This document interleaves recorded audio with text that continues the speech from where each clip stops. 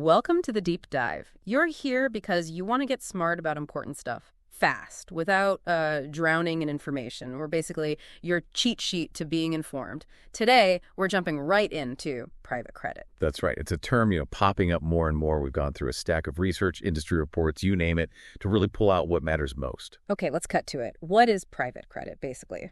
Simplest terms, it's when lenders that aren't banks give loans to companies, and the deals are all private, negotiated one-on-one. Exactly. So instead of selling bonds to everyone, a company gets a loan directly from, say, an investment fund.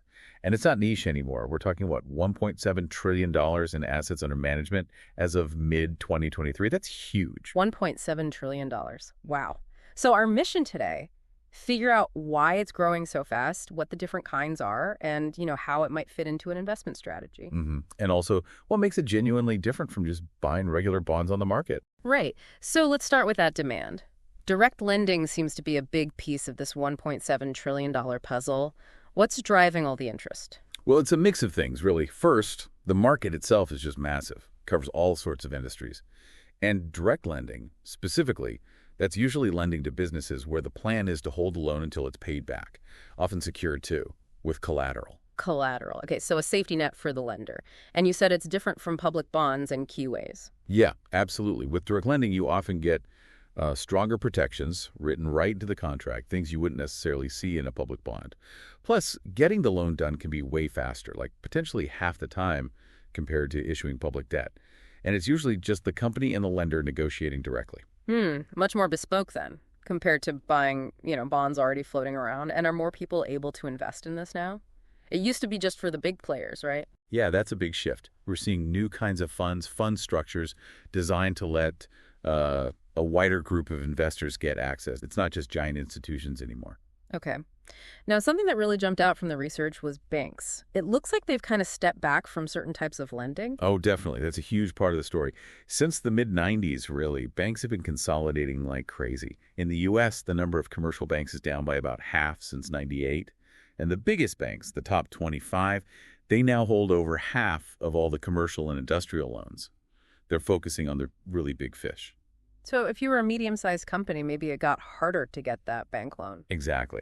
And then after 2008, the regulations got tighter, making it less appealing for banks to hold on to these less liquid loans. They shifted more to originating loans and then selling them off. That created a vacuum, and private credit funds, asset managers, they stepped right in, became a stable source of capital. Okay, so banks pull back, private credit fills the gap. Makes sense. But what else makes private credit attractive to investors? Well, from a portfolio perspective, it offers some interesting diversification. Yeah. Historically, it hasn't moved in lockstep with stocks or public bonds. Less volatile sometimes, too. That lower correlation can, help smooth out the ride for an overall portfolio. Lower correlation, less bumpy ride. Always good. And I think I read something about it being a hedge against rising interest rates. How does that work?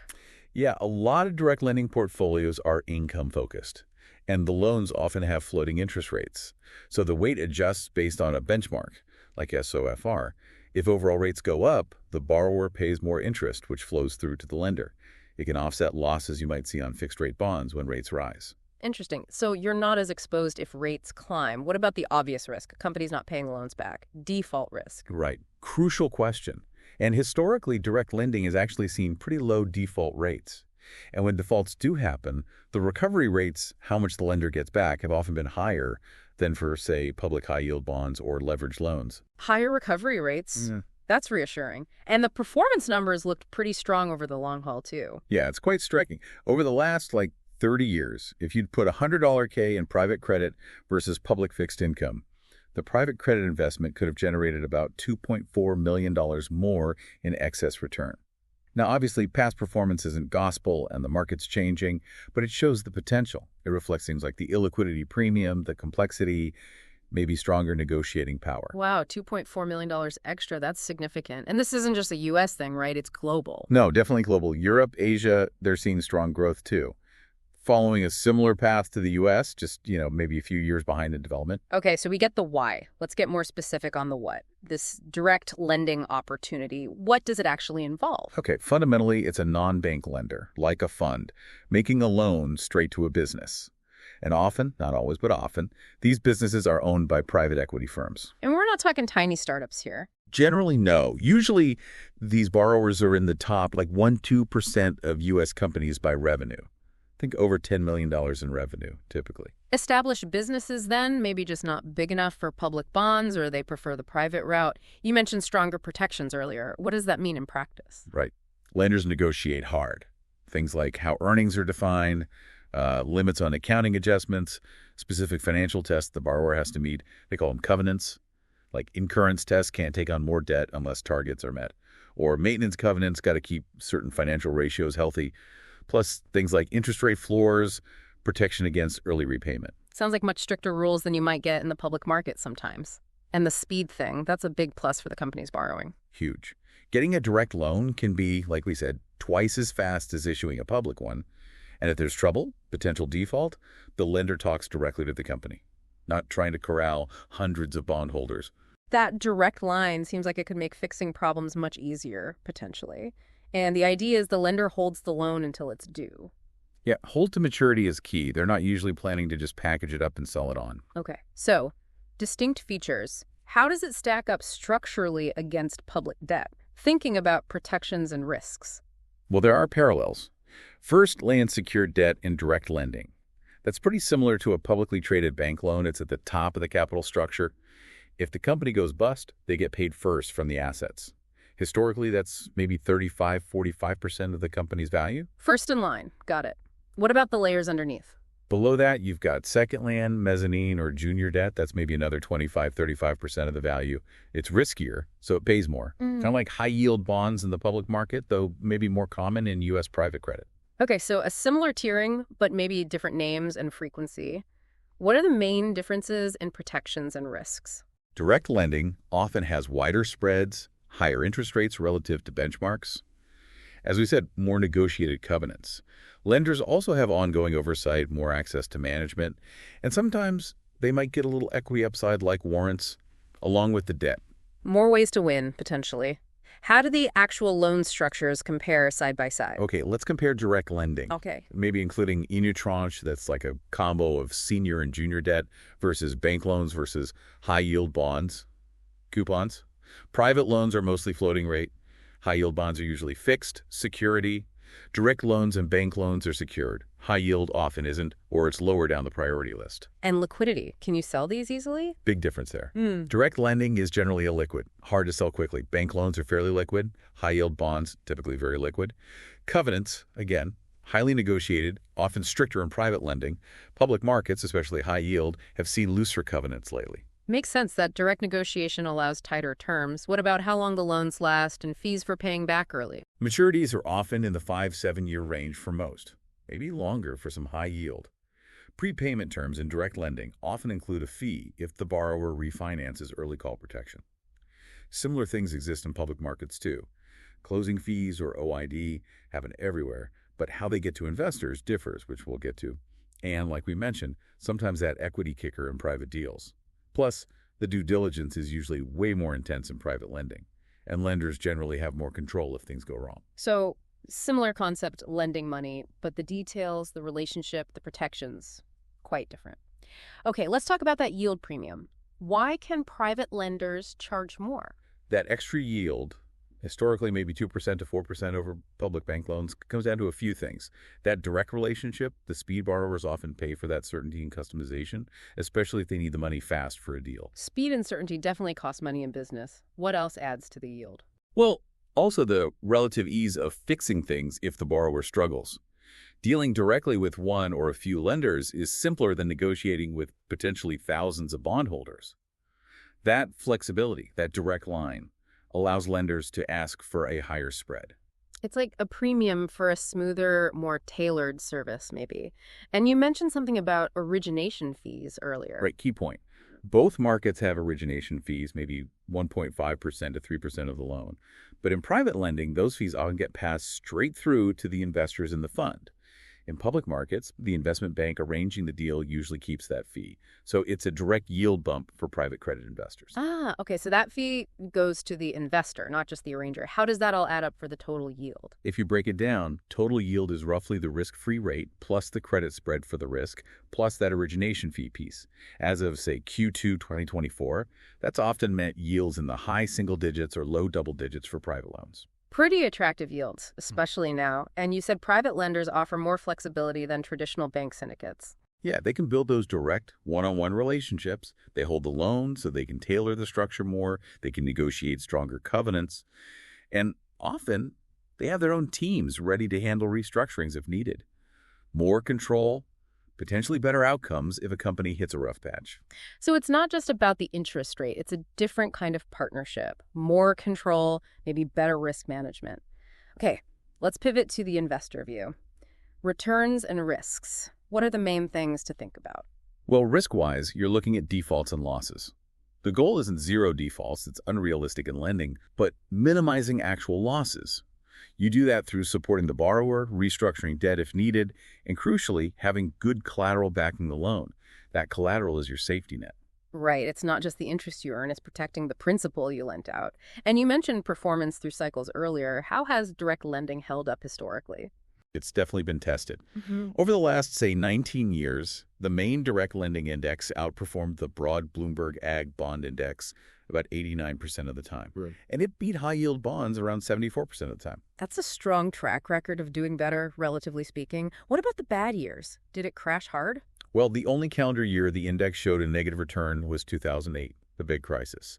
And even then, the drop in direct lending was arguably less severe than what happened to public bank loans or high-yield bonds that year. So some relative protection even in a major meltdown. What do the peak-to-trough drawdown numbers look like? Yeah, that shows the downside protection story well. Historically, the biggest drop for private credit was around negative 8% between 2004 and 2023. Compare that to leveraged loans at negative 30%, high-yield bonds at negative 27%, and the S&P 500 was down nearly 50% at its worst point in that period. It suggests more stability, especially when markets get rocky. Those drawdown numbers are stark. Really highlights the potential resilience. Now, we've been talking direct lending, but the sources stressed it's not all the same.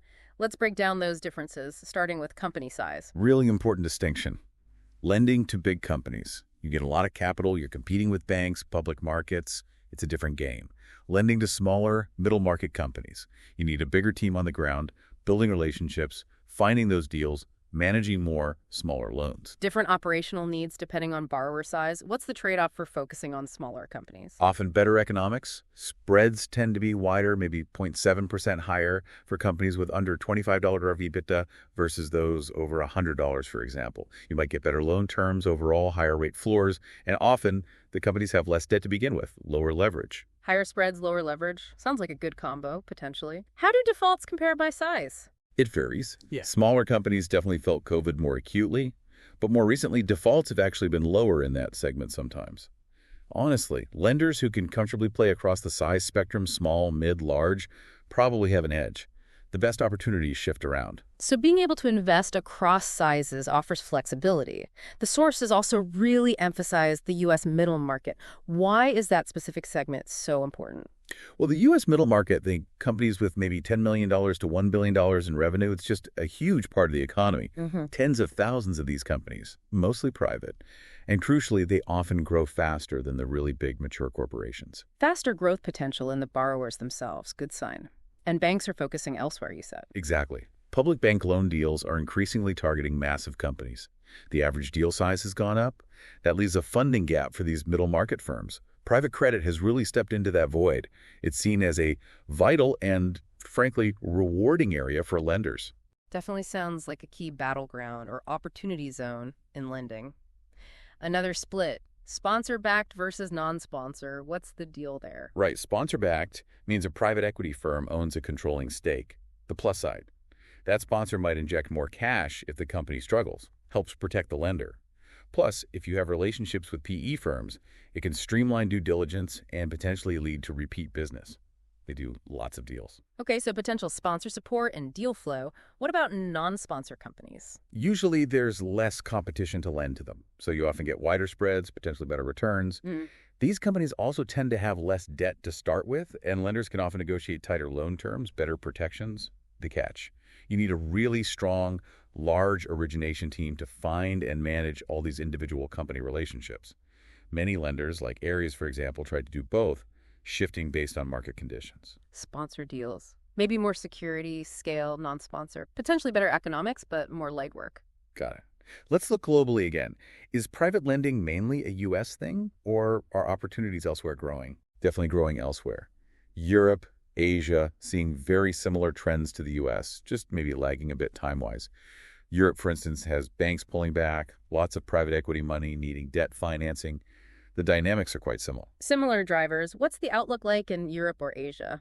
The European middle market looks pretty healthy. Good growth, stable margins, encouraging signs.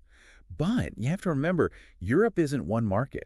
Each country has its own rules, banking system, ways of doing things. Yeah. So lenders really need people on the ground, local expertise to understand the nuances, navigate regulations, especially if things go wrong.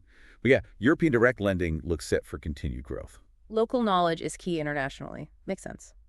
Okay, we've hit size, sponsor, geography. What about this idea of flexibility that kept coming up? The point is, being able to move capital between these different segments, size, sponsor, geography, is crucial. It's not like one segment is always the best place to be. A rigid strategy might miss opportunities. Success often comes down to really strong underwriting, analyzing each specific loan rather than picking a segment. Different areas look attractive at different times. Be nimble, follow the opportunities based on solid analysis. Okay. Let's widen the lens now. Direct lending is big, but what else falls under the private credit umbrella? Like, it's broader than just direct lending. You've got asset-based lending, sometimes called specialty finance. You have special situations, and the various diversifying strategies. Asset-based lending. What's that focused on? That's lending, secured by specific pools of assets or cash flows. Think portfolios of consumer loans, credit card debt, maybe real estate, infrastructure assets, even things like music royalties. The analysis often focuses more on the value and cash flow of those specific assets, maybe a bit less on the overall company's health compared to direct lending. Cash flows can also be more predictable, maybe more evenly spread out over the loan's life. Okay, focus on the assets themselves. What about special situations? Sounds riskier. Generally, yeah. Higher risk, often needing more complex, custom solutions. This could be investing in debt of companies already in trouble, distressed debt, buying up defaulted loans cheap, or providing unique financing for turnarounds, complex deals, bridge loans. The potential return here might have a bigger chunk coming from the value going up, capital appreciation, not just interest payments. Higher risk, potentially higher reward through fixing unique problems. And diversifying strategies, what fits in there? Kind of a catch-all for things that don't fit neatly elsewhere. Investing in royalty, streams music, pharma, providing capital relief solutions for banks needing to meet regulations, buying stakes in existing private credit funds on the secondary market. The key here is the return drivers are often less tied to the broad economy or corporate growth. Music royalties depend on listening habits. Regulatory capital depends on rules, Interesting. So a real mix of strategies under the private credit banner, different risks, different return drivers. Let's bring it back to overall performance and how investors actually use this stuff. How has broad private credit done? Historically, looking at broad indices, private credit returns have generally been in line with, sometimes better than, public credit like bank loans and high yield. And often, as we said, with less volatility than stocks. While it might move somewhat with public credit, it can offer good diversification against traditional rate-sensitive bonds. And that downside protection idea, does that apply broadly too? Yeah, generally. The income generation, the structural protections, the floating rates, in many areas, they all contribute to potentially better performance when markets turn down. Historically, private credit has held up better than equities in downturns. Important for risk management. What about manager skill? Does picking the right manager matter more here? The potential for alpha beating the benchmark is generally seen as higher in private credit than in efficient public markets. There's a wider range of outcomes between different private credit managers. So yes, manager selection seems particularly crucial in this space. Choosing the right team really counts. Okay, last practical point. How do investors actually get into this? What do the funds look like? Most common are closed-end funds. You commit capital, it gets invested over a few years, maybe 2, they aim 4, and the fund lasts maybe 5, 8 years total, sometimes with extensions, generally shorter than private equity. But we are seeing more open-end or evergreen funds now. especially for income strategies like direct lending. They offer more continuous access, maybe smoother returns, but have different liquidity and valuation considerations. Fees are typically higher than public markets, and they vary by strategy. Direct lending might be lower fee than, say, complex special situations. Different structures, different fees, different liquidity profiles, lots to consider. All right, we have covered a ton of ground on private credit. Let's try and boil down the key takeaways. Sure. We've seen private credit, especially direct lending, really grow into a major asset class. It offers potential for, enhanced returns, some diversification, particularly against interest rate risk, and historically pretty good downside protection compared to public markets. And it's definitely not monolithic. There are key differences based on borrower size, sponsor backing, geography, and being flexible across those seems really important. Exactly. And remember, there's a whole range of strategies beyond direct lending, asset-based, special sits, diversifying plays, each with its own risk-return profile. Understanding these differences and realizing how crucial skilled managers are in this complex market, that's really key for anyone looking at private credit. Okay, so final thought to leave everyone with. As lending keeps changing and demand for tailored financing grows, how might private credit continue to reshape corporate finance and investment portfolios? And maybe think about which part of this private credit world, direct lending, asset-based, special sits, which size, which region seems most interesting for you to explore further. Definitely food for thought. Thanks for joining us for this deep dive. Yeah, thanks for tuning in. Hope this gave you a clear picture of the really interesting world of private credit.